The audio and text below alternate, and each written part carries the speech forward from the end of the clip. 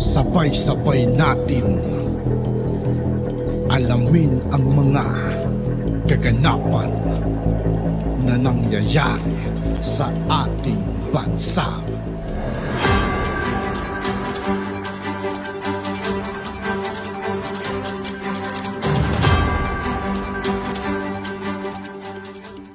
Yo, what's up mga kaibigan? This is Aitoki po again. Ngayon nandito ulit tayo sa channel ni Pinas Viral News. Dito ulit tayo magbibigay ng komento at reaksyon. Kaya samahan nyo ako guys. Let's go! Ito ang nakakagulat, labis ang pagkadismaya ng mga retiradong opisyal ng Armed Forces of the Philippines kay Pangulong Bongbong Marcos dahil sa nagpapadikta daw di umano ito sa kanyang asawa na walang iba kundi si First Lady Liza Araneta Marcos.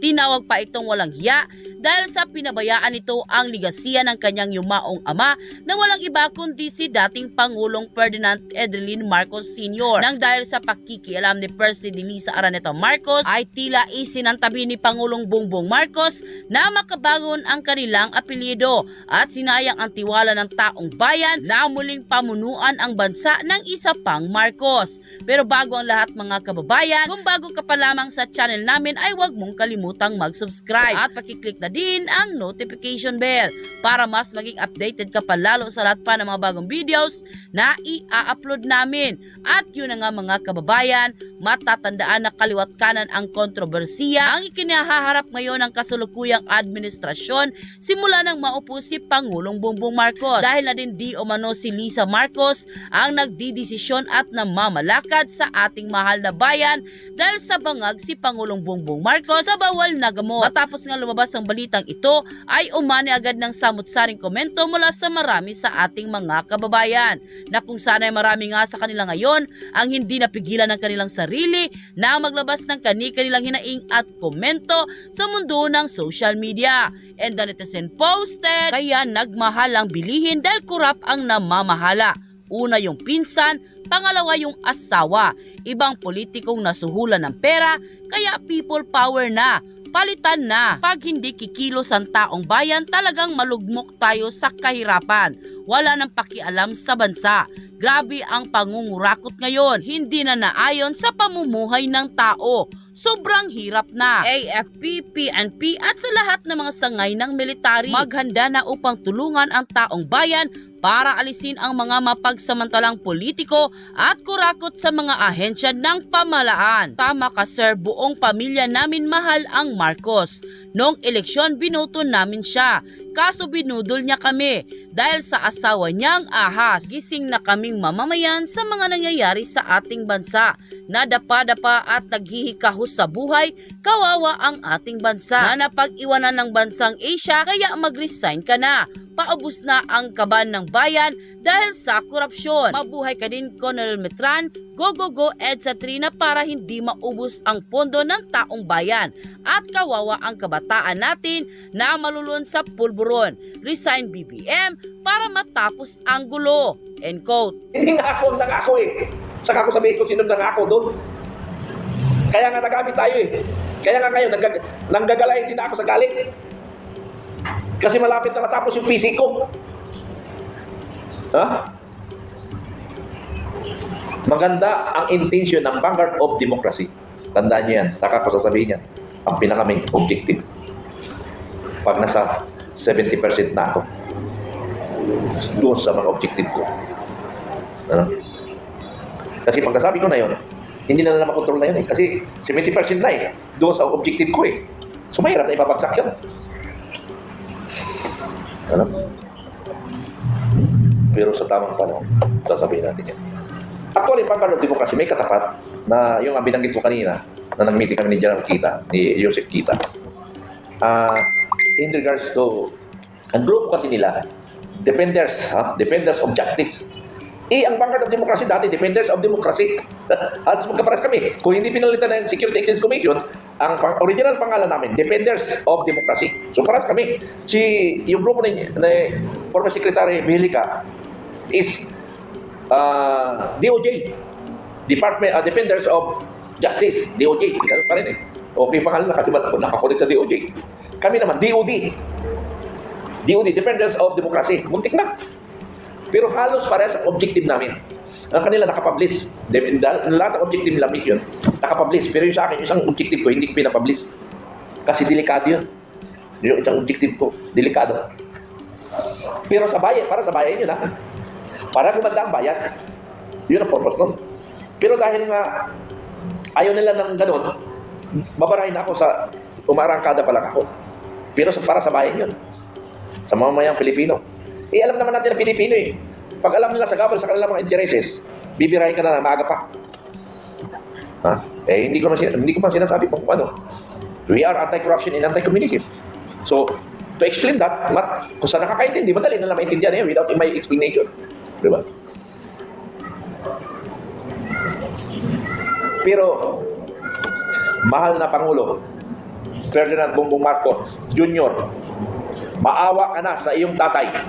Maawa ka na sa iyong tatay, sir. Being a senior officer of the Armed Forces of the Philippines because you are a reservist officer. And at the same time, sa ngayon, Commander-in-Chief, if after the President mo, balik ka doon sa pagka-reservist mo bilang isang colonel.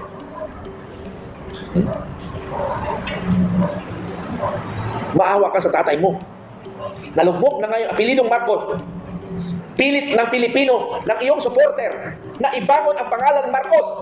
Pero walang iya ka. Dahil sa asawa mo, nagpadala ka, hindi mo mahal ang tatay mo.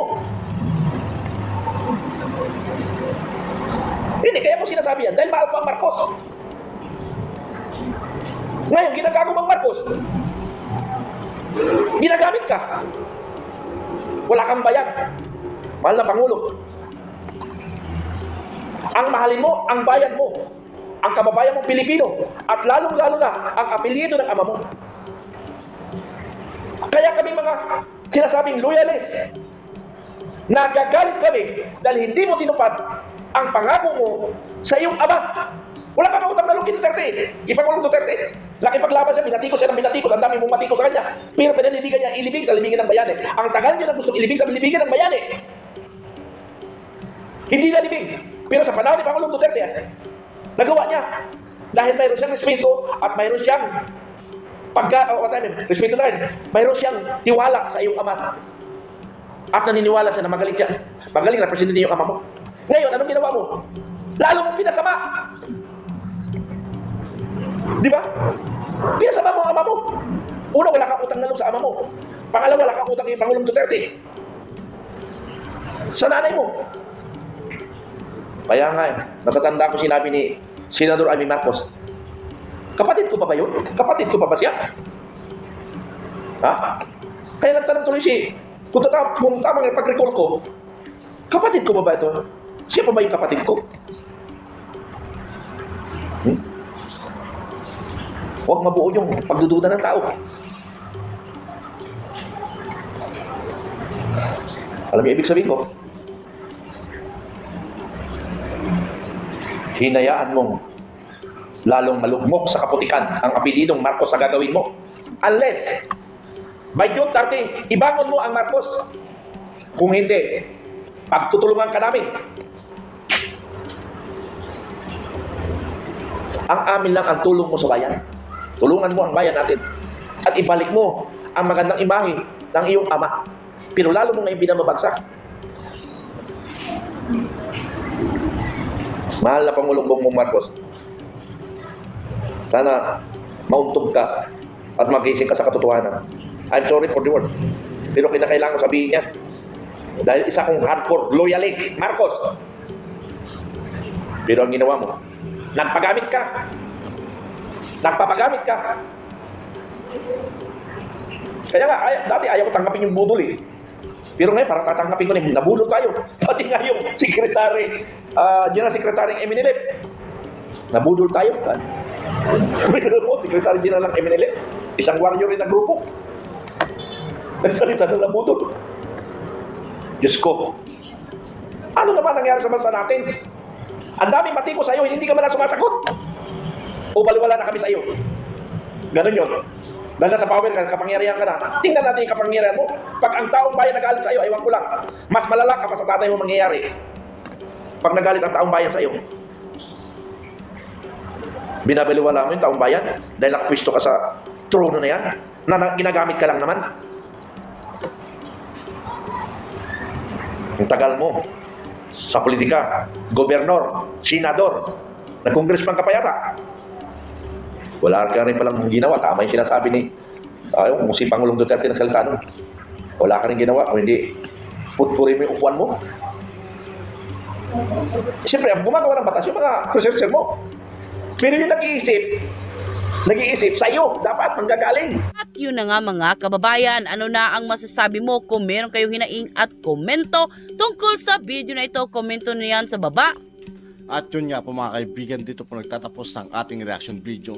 Muli ako po si I2K ng Sundalo ng Dunggalo. Maraming salamat sa patuloy na pagsuporta. Yeah, peace out.